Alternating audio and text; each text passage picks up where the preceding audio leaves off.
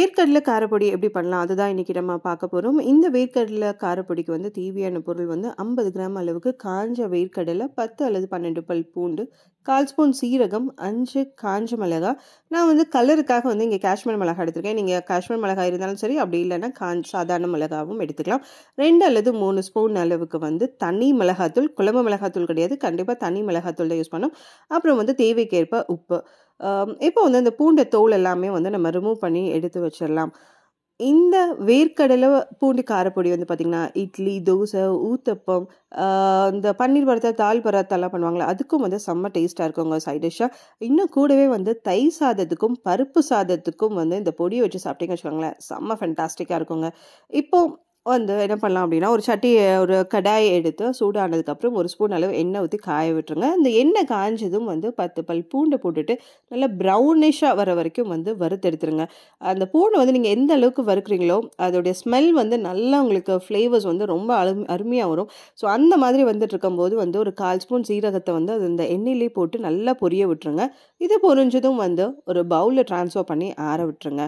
அடுத்து வந்து அந்த 5 வரமிளகாய், இந்த வரமிளகாவை போட்டுட்டு வந்து கருகாமல் ஒரு ப்ரௌன் கலரில் வர வரைக்கும் வந்து நல்லா வறுத்தெடுத்துருங்க. ஈரப்பதம் எதுவுமே இல்லாமல், ரொம்ப காட்டமாக இல்லாமல் நல்லா பக்குவமாக வந்து வறுத்தெடுத்துருவோம்.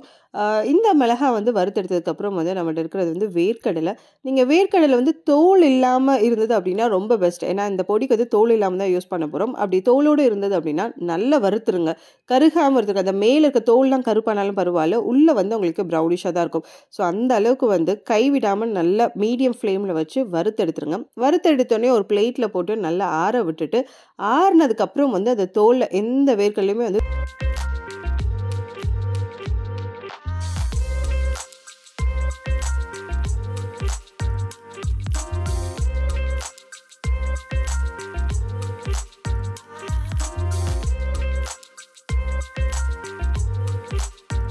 இந்த வேர்க்கடலை எல்லாமே வந்து நல்லா ஆறுனதுக்கப்புறம் வந்து இந்த உள்ளங்கையில் வச்சு இந்த மாதிரி நான் கொஞ்சம் வேர்க்கடலை எடுத்து தேய்ச்சிங்க அப்படின்னா அந்த தோல் தனியாக வேர்க்கடலை தனியாக வந்துடும். இந்த மாதிரி எல்லாத்தையுமே வந்து பண்ணிவிட்டு அந்த தோல் எல்லாத்தையும் ரிமூவ் பண்ணிவிடுங்க. ரிமூவ் பண்ணிவிட்டு பண்ண வேர்க்கடலை ஏற்கனவே வந்து நம்ம வந்து சீரகம், வெள்ளைப்பூடு, அப்புறம் வந்து வரமிளகாய் இது எல்லாமே வறுத்தடிச்சுக்கும். அது கூடவே வந்து இந்த ஆறின வேர்க்கடலை, அப்புறம் வந்து ஒரு 2 அல்லது 3 ஸ்பூன் உங்களுக்கு காரம் வந்து எவ்வளோ தேவையோ அந்த அளவுக்கு வந்து தனி மிளகாத்தூள், உப்பு இது எல்லாத்தையுமே போட்டு ஒரு மிக்ஸி ஜாரில் வந்து ட்ரான்ஸ்ஃபர் பண்ணிடுங்க.